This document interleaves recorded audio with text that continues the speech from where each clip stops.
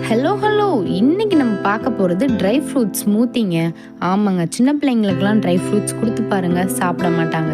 இந்த மாதிரி ஸ்மூத்தியை ட்ரை பண்ணி பாருங்க, எல்லாம் நல்லா விரும்பி சாப்பிடுவாங்க.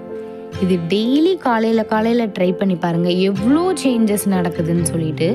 ஒல்லியாக இருக்க குழந்தைங்க இதை சாப்பிட்டா நல்லா வெயிட் போடுவாங்க, ஞாபக சக்தி நல்லா இருக்கும், முடி நல்லா வளரும். அனிமிக்காக இருக்கவங்க ட்ரை பண்ணலாம்.